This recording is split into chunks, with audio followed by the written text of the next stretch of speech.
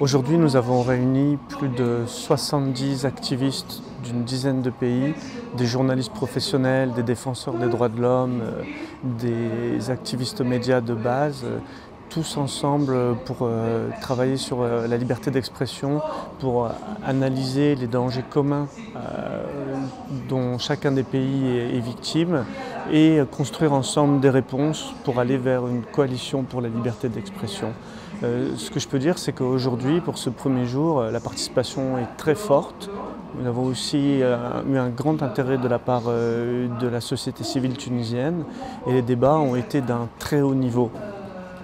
Il est très important de voir qu'aujourd'hui nous avons une forte délégation irakienne parce que la situation en Irak est extrêmement difficile. Ponteper a aidé un journaliste irakien, président d'une association professionnelle qui a dû fuir du pays parce qu'il était victime de menaces. Nous avons aujourd'hui une délégation de professionnels, de syndicalistes et de défenseurs des droits de l'homme d'Irak qui sont ensemble pour nous aider à construire une campagne de solidarité avec les journalistes irakiens parce que la liberté d'expression est très menacée actuellement en Irak. Aujourd'hui, cette conférence se prend place à Tunis dans un moment très difficile. Depuis quelques semaines, il y a une véritable attaque politique et policière contre la liberté d'expression, contre les jeunes révolutionnaires qui sont maintenant accusés. Un blogueur célèbre a été arrêté. J'ai dû arrêter ma préparation de la conférence pour participer à la campagne de solidarité pour le faire sortir de prison.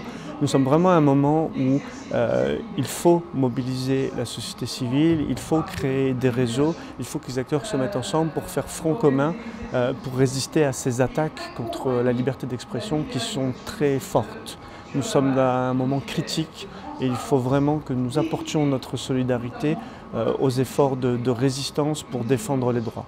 Le véritable enjeu, c'est pour chacun de réussir à se mettre en réseau avec les autres, de ne pas seulement mener sa lutte dans son coin, mais de connecter les luttes entre elles, parce que les attaques, elles, contre la liberté d'expression, les attaques sont connectées et elles font bien partie d'un système qui veut revenir en arrière sur les acquis de la révolution.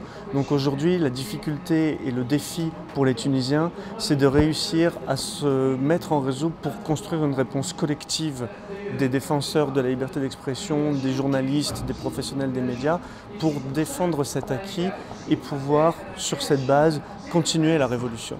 Ce besoin d'unité, on le ressent en Tunisie, mais dans tous les pays de la région, dans tous les pays du Maghreb et du Machrek. Et c'est la construction de ces réseaux, la mise en relation de toutes ces initiatives extrêmement courageuses qui permettra finalement de construire un rapport de force pour renverser la situation, pour avoir plus de liberté partout.